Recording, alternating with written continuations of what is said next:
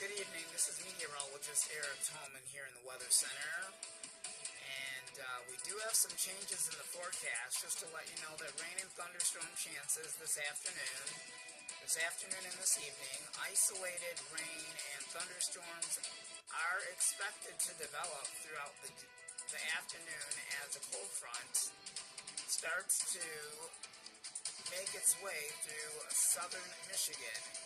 Severe weather threat has reduced from this morning. However, we remain under marginal risk, meaning isolated severe thunderstorms are possible, but they would be limited in the duration or coverage